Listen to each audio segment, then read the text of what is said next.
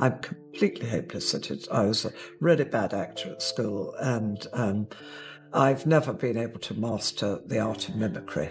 But my husband, he does it really. He can do all the voice. The night before King Charles made his shocking announcement, Peter Phillips made a secret phone call to Prince William. What he revealed left William absolutely speechless. We've just had confirmation of the very sad news that Peter and Autumn Phillips have separated after 12 years of marriage. Nobody was supposed to know about this conversation. Nobody was supposed to find out what was really happening inside that palace. But now, the truth is out, and it is far more disturbing than anyone could have imagined. What Peter told William about Camilla that night: I know she will bring to the demands of her new role the steadfast devotion to duty on which I have come to rely so, is something the royal family desperately hoped would never surface. There are moments in any family where something shifts quietly beneath the surface, long before it becomes visible to the outside world. In the British royal family, those moments rarely announce themselves. They happen in private corridors, in hushed phone calls, in brief exchanges between people who have known each other their whole lives and who understand, without needing to spell it out, exactly what is at stake. One of those moments, according to sources close to the palace, appears to have taken place the night before King Charles made a significant public announcement about his health and the future shape of his royal duties. And the person at the center of it was not a politician, not an aide, and not even one of the most senior royals. It was Peter Phillips, the quiet, untitled son of Princess Anne, who picked up the phone and called his cousin, Prince William. To understand why that conversation mattered and why it carries the weight that insiders say it does, you have to understand who Peter Phillips actually is. He is a figure that many people outside the United Kingdom know very little about, which is, in many ways, entirely by design.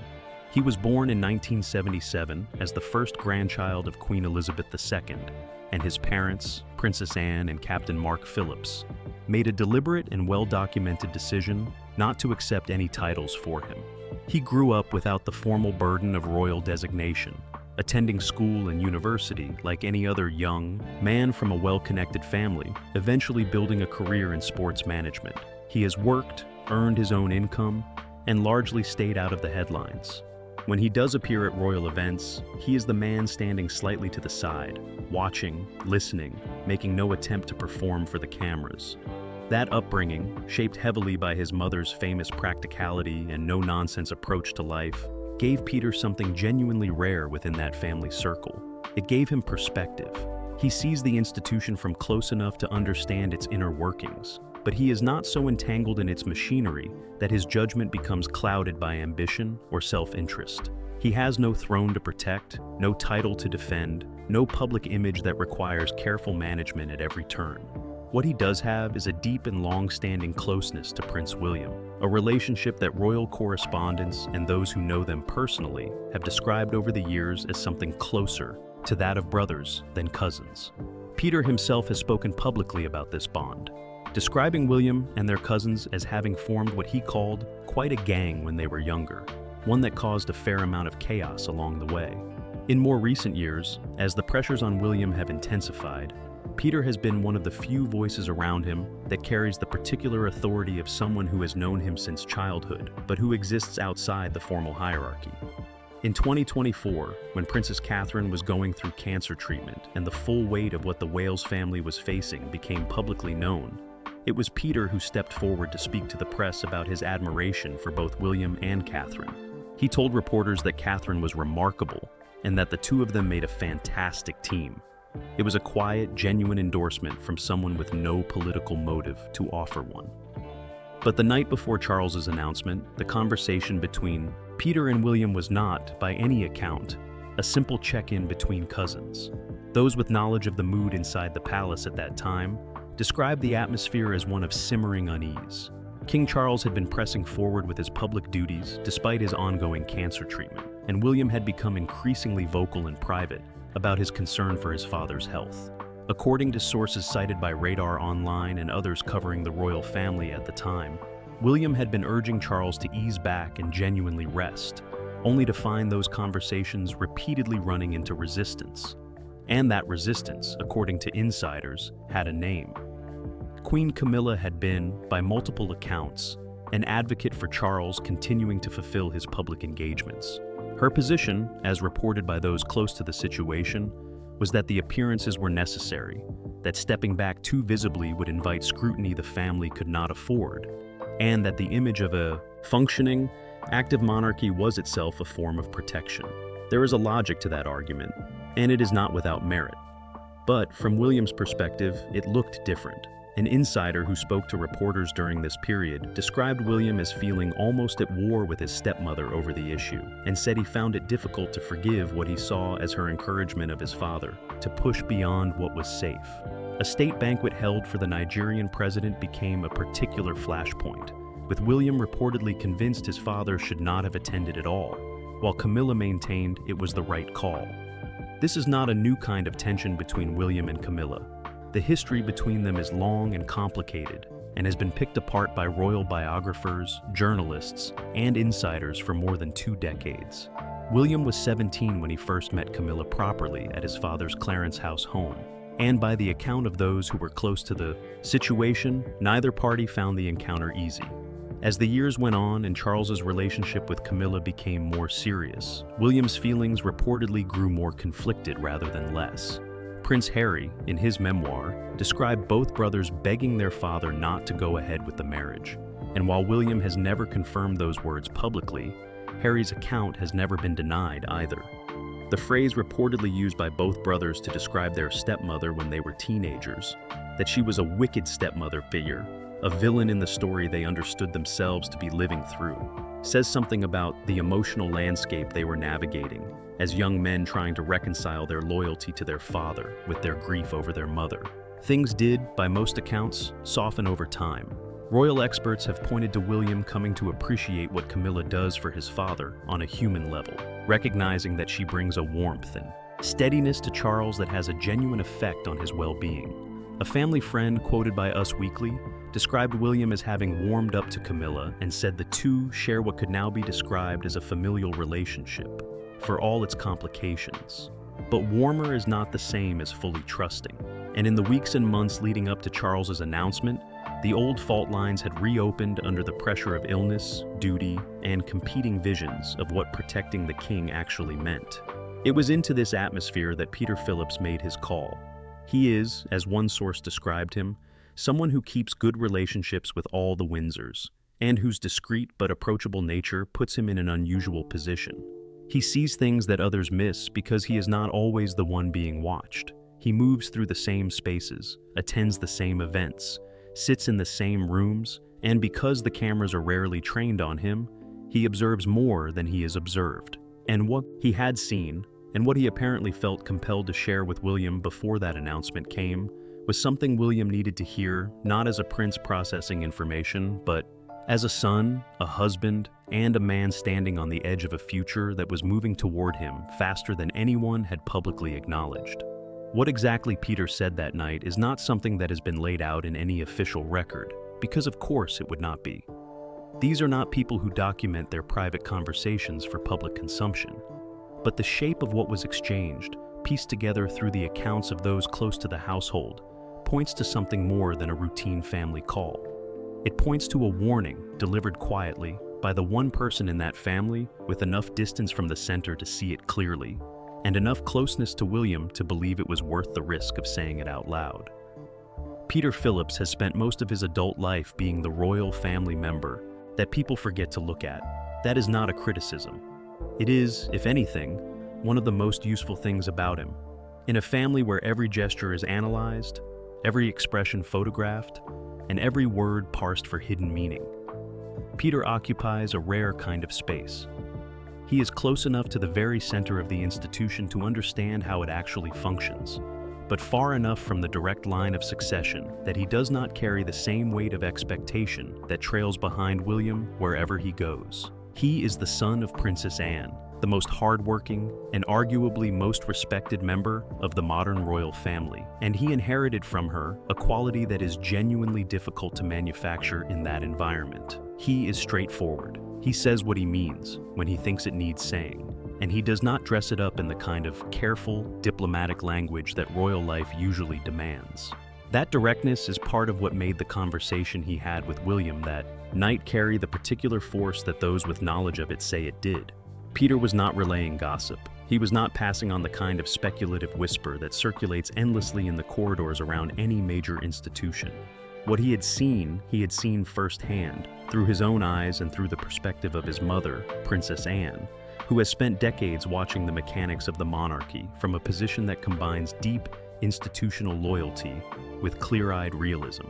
Anne has never been one for comfortable fictions, and her son, by all accounts, shares that quality entirely.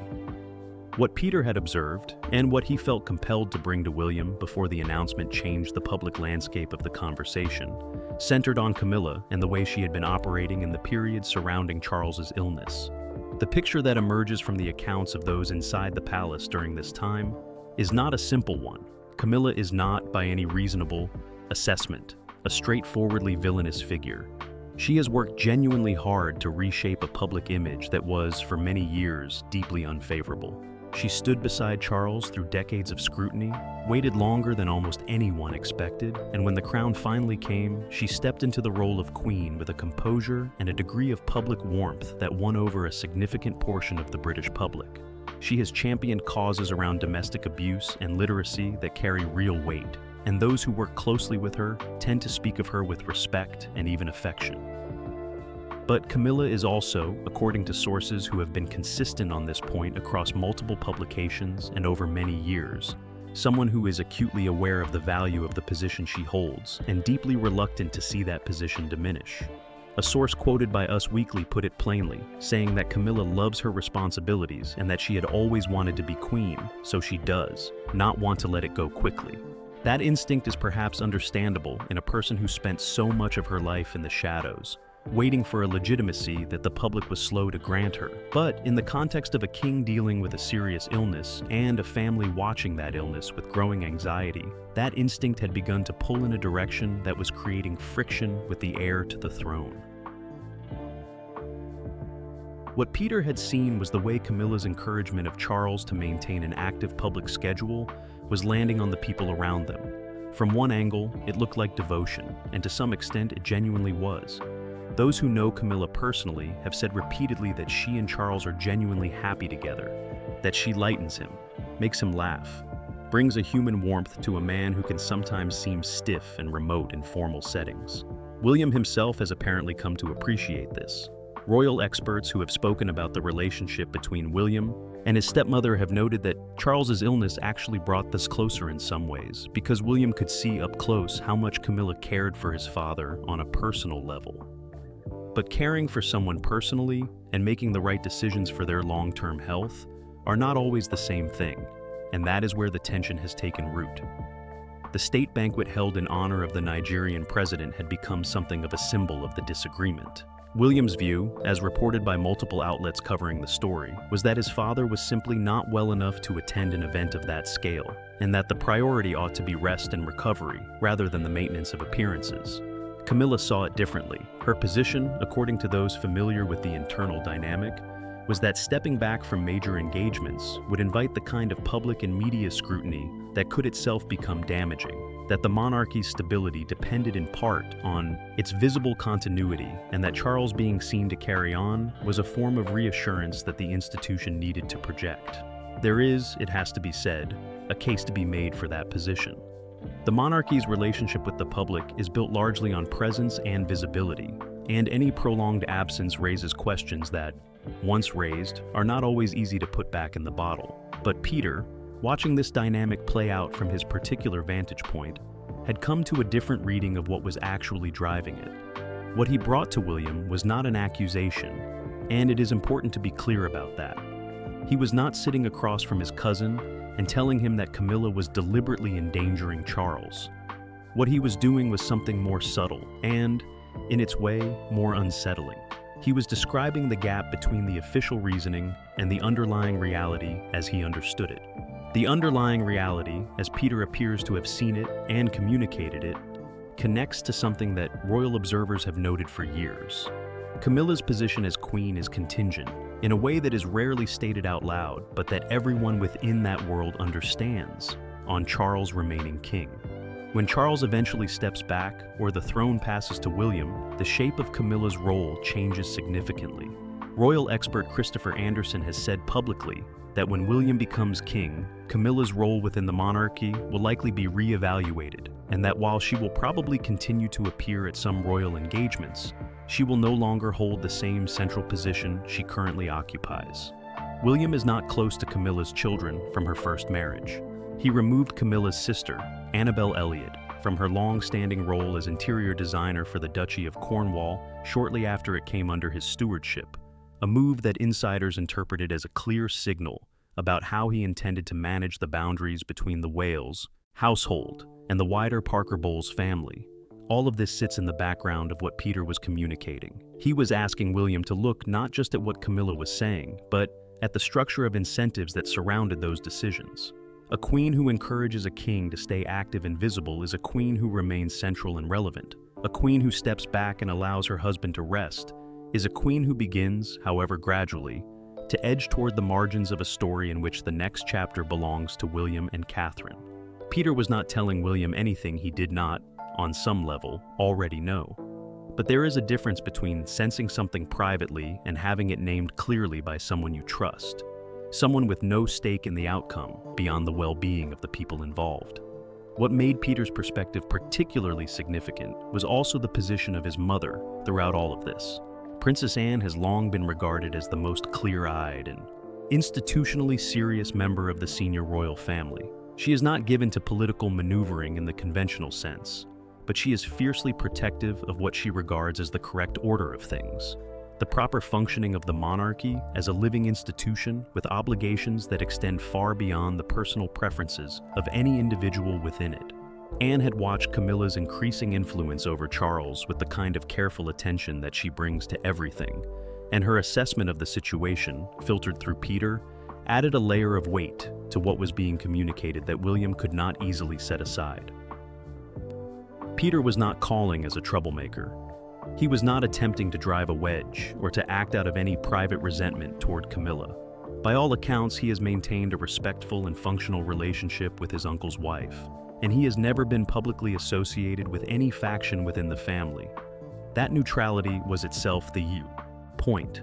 When a person who has no visible agenda and no personal score to settle decides to reach out to you the night before a major public moment and ask you to look more carefully at what is happening around you, the message lands differently than it would from someone with an obvious stake in how things unfold. Peter was, in that moment, functioning exactly as his unusual position within the royal family has always allowed him to function.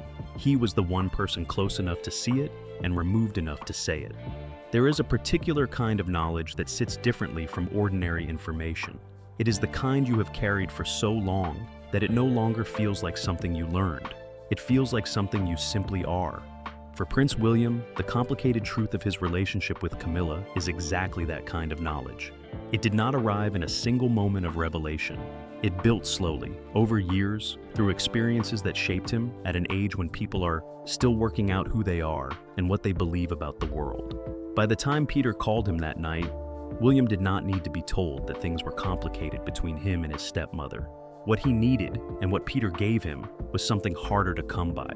He needed someone he trusted completely to hold up a mirror to a situation he had been too close to for too long to see with full clarity. To understand why that conversation hit William as hard as those close to him suggest it did, you have to go back to the beginning, not to any single dramatic incident, but to the long and quietly painful process by which a boy who adored his mother came to understand the full shape of what had happened to his parents' marriage. Princess Diana did not hide her feelings about Camilla from her sons, at least not entirely. She was a person of great emotional intensity, and the wounds she carried from her years inside that marriage were not the kind that could be neatly compartmentalized away from the children she was raising. William was old enough and perceptive enough to understand more than adults perhaps realized. By the time he was a teenager, he had pieced together enough of the story to know that the woman his father loved had played a significant role in the breakdown of the world he had grown up in. The first time William met Camilla properly, in 1998, he was 17 years old and studying at Eton. His father arranged the introduction at Clarence House, and by the account of those who were present, it was not a comfortable occasion for anyone involved. Royal writer Penny Junor later described Camilla as having been so nervous before the meeting that afterwards she said she needed a gin and tonic. That image of a woman bracing herself for the judgment of a grieving teenager who had every reason to resent her says something true about how fraught the whole thing was from the very start. William was civil because he had been raised to be, but civility is not warmth, and it is not trust. And in the years that followed, the distance between those three things became increasingly apparent. When Charles announced that he intended to marry Camilla in 2005, the reaction from his sons was, according to Harry's later account in his memoir, one of genuine distress. Harry wrote that both he and William begged their father not to go ahead with it.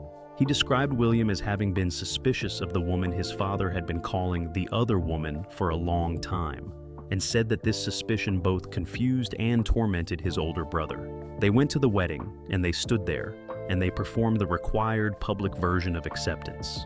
But the private reality was considerably more complicated. A source close to the family told Us Weekly at the time that the brothers put on a good front, but that they were not happy with Camilla stepping in. That phrase, stepping in, carries within it the whole weight of what they felt she had stepped into and what she had stepped over to get there. What deepened the distrust over time was not simply the old wound of their parents' affair. It was something more current and more operational. At some point, both William and Harry came to believe that Camilla had been leaking information to the press, shaping stories in ways that improved her own image at their expense or at the expense of others in the family. A source quoted by multiple outlets over the years put this directly, saying that William and Harry's distrust grew when they found out Camilla was leaking stories to the press to make herself look better. Harry addressed this in his memoir with considerable directness, accusing her of sacrificing him on what he called her personal PR altar. William has never made that accusation publicly, but he has also never distanced himself from the broader picture his brother painted. Royal author Tom Quinn, in his book about royal servants, revealed that as teenagers, William and Harry referred to Camilla using a collection of unflattering nicknames, including Lady Macbeth, Cruella de Vil, and the Witch of the West.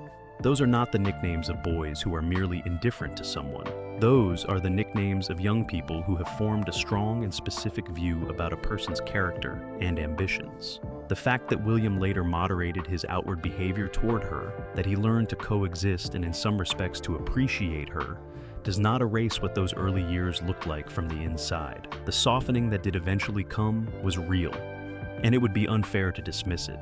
Multiple royal experts have described a genuine shift in William's attitude toward his stepmother, particularly in recent years as both Charles and Catherine face serious health challenges. Hilary Fordwich, a British royals expert who spoke to Fox News, said plainly that William initially could not stand Camilla, but that he has come to appreciate her steadfast dedication to duty. She added that they had become closer through the experience of supporting their respective spouses through cancer treatment, and that William genuinely appreciates the calming influence Camilla has on his father. A family friend similarly told Us Weekly that William has warmed up to Camilla and that the two now share what could be described as a familial relationship. But there is a detail buried in that picture that deserves more attention than it usually gets. Around the same time that this warmer dynamic was being reported, William took a step that sent a very different kind of signal. He removed Camilla's sister, Annabel Elliot, from her long-standing position as interior designer for the Duchy of Cornwall. Elliot had held that role for nearly 2 decades, appointed during the years when Charles controlled the duchy. When the duchy passed to William as the new Prince of Wales, he moved quickly to end that arrangement. No official explanation was given, beyond a bland statement that it was no reflection on her work. But insiders and royal commentators read it as exactly what it appeared to be, a clear and deliberate signal that William intended to keep the Parker Bowles family at arm's length from his own household and operations. The Daily Beast reported that William has long sought to keep the entire Parker Bowles family at a distance, and that he is not close to Camilla's children from her first marriage, Tom and Laura. That action, taken quietly and without fanfare, speaks to something important about how William processes these feelings. He does not make scenes. He does not issue statements or grant interviews in which he lays out his grievances. He acts, carefully and purposefully, in ways that communicate his position without requiring him to articulate it in public. It is a distinctly Windsor way of operating, and it means that the true temperature of his feelings toward Camilla is something that has to be read through actions and signals rather than words. What Peter understood, sitting with all of this history in his head during that phone call, was that William's conflict in the period leading up to Charles's announcement was not purely about the question of how much his father should be working. That was the presenting issue, the thing that had most recently brought the tension to the surface. But underneath it was the same unresolved question that had been present in one form or another since William was 17 years old and standing awkwardly in his father's sitting room, trying to work out how to behave toward a woman he did not know how to feel about. The question of whether Camilla's priorities, when they really mattered, would align with those of the family as a whole, or whether they would ultimately serve her own interests first. Peter was not suggesting the answer was simple. He knew, as well as anyone, that people are rarely entirely one thing or another, and that Camilla's genuine affection for Charles and her more self-interested instincts were not mutually exclusive, but the specific situation that had developed around Charles's health, the push to keep him active and publicly present, had created a moment in which those two things were pulling in opposite directions, and William needed someone to say that out loud. Not to inflame the situation, not to issue an ultimatum, not to force a confrontation that would damage the fragile equilibrium the family had built, but simply to acknowledge what was real, so that William could stop carrying the weight of it alone and start thinking clearly about what, if anything, he needed to do before the announcement changed everything. There is a particular kind of relief that comes from having someone you trust confirm that what you have been seeing is actually there, not imagined, not exaggerated, not the product of old bitterness resurfacing under stress, just there, visible, real, and worth taking seriously. That, more than any specific piece of information, is what Peter Phillips gave William the night before everything shifted. He gave him the clarity that had been hard to hold on to when the noise of the situation was loudest, and he gave it in the plain-spoken, unvarnished way that his particular background and character made possible. By the time William went to sleep that night, he knew more than he had known when he woke up. Not necessarily more facts, but more certainty about what the facts he already had actually meant. When morning came and the announcement was made, the public received it in the way that major royal news is usually received. There was coverage across every outlet, commentary from experts and correspondents, and the particular mixture of concern and reassurance that tends to accompany any significant statement about the health and future duties of a reigning monarch. For most people watching and reading, it was a moment of genuine feeling, a reminder that behind the institution and the pageantry there are real people navigating real and difficult circumstances. But for those inside the palace, and for William in particular, the announcement carried a weight that the public version of events could not fully capture. Because William had gone into that morning knowing things that most people around him did not know he knew, and the conversation with Peter the night before had sharpened his understanding of the landscape he was now walking into. The announcement itself, and the careful language in which it was framed, reflected something that the royal family has always been skilled at, which is the management of information, in a way that controls the narrative without appearing to do so. Charles's team had crafted a statement that communicated enough to satisfy the demand for transparency, while leaving enough unsaid to preserve the dignity and privacy that the family regards as essential to its functioning. It was, by the standards of royal communication, a well-executed piece of work. But the question that it left hanging in the air, the question that Peter had effectively been asking William to think about the night before, was not really about what the statement said. It was about what would happen next, and who would have the most influence over the shape of that next chapter. Camilla's public positioning in the immediate aftermath of the announcement was, as those who observe her closely have come to expect, composed and carefully calibrated. She appeared alongside Charles when appearances were called for, spoke warmly and with evident concern for her husband, and projected the image of a devoted and steady partner holding things together at a difficult time. There was nothing in her public conduct that could be fairly criticized. She is experienced enough and shrewd enough to understand that the moments immediately following a major announcement are precisely the moments when the watching world forms its impressions. And she has spent enough years managing her public image to know how to present herself effectively in those circumstances.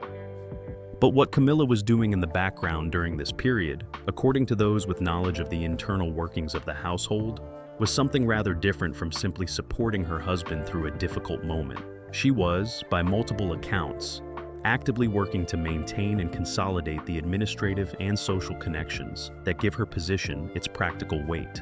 Sources familiar with the situation described a pattern of subtle personnel management, the strengthening of ties with key figures in the palace administration, and the careful cultivation of relationships with people whose loyalty and cooperation would matter enormously in any future reorganization of how things were run.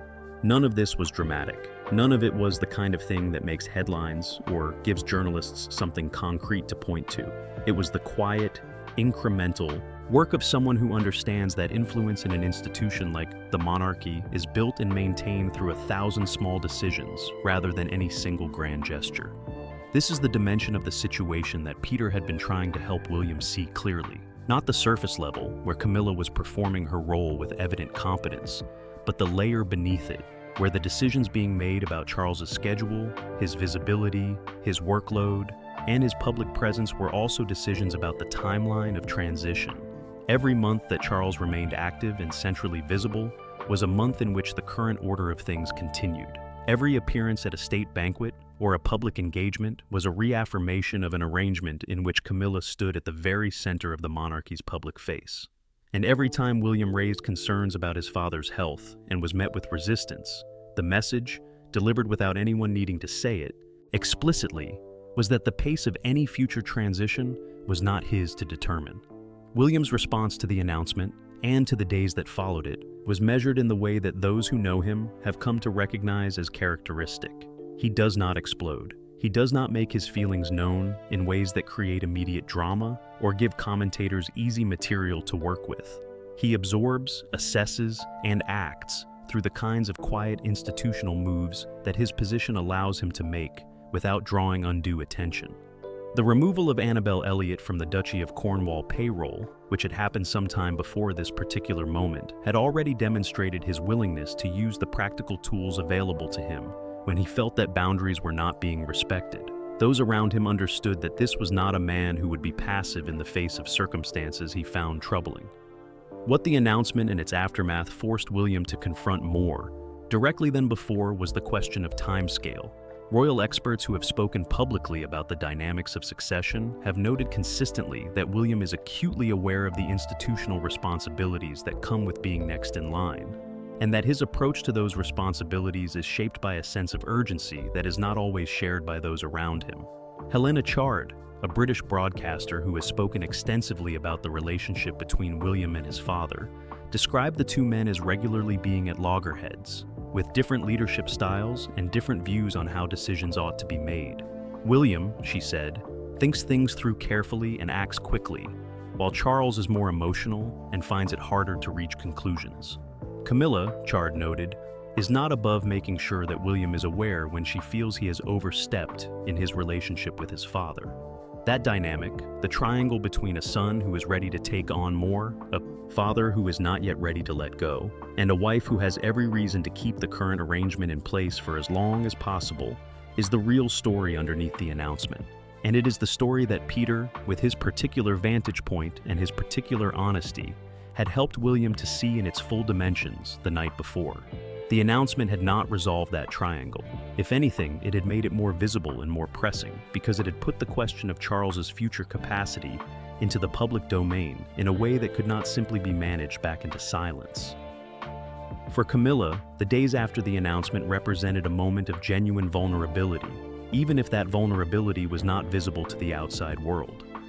Christopher Anderson, the royal author who has written extensively about Charles and the wider family, has said publicly that when William eventually becomes king, Camilla's role within the institution will be reevaluated. She will not disappear, and she will not be treated without dignity, but the central position she currently occupies will shift significantly.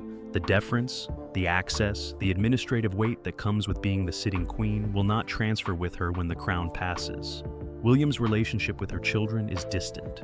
His circle is his own, and the people he trusts, the people whose counsel he seeks and whose judgment he values, do not in the main include anyone from the Parker Bowles side of the family. None of this means that the future will be ugly or publicly fractious. The British royal family is extraordinarily good at maintaining the appearance of unity, even when the reality is considerably more complicated. And there is every reason to think that William, Catherine, and Camilla will continue to present a functioning and cooperative public face for as long as Charles is alive, and the current order of things holds. But functioning and trusting are not the same thing, and cooperative and close are not the same thing either.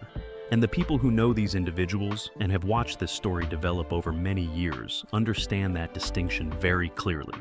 What Peter Phillips gave William the night before the announcement was not a plan of action or a call to confrontation. It was something quieter and in some ways more valuable than either of those things. It was reassurance that the concerns William had been carrying, concerns about his father's health, about the pace and management of his duties, about the forces that might be shaping decisions in ways that did not fully account for what was best for Charles as a person rather than as a symbol, were legitimate.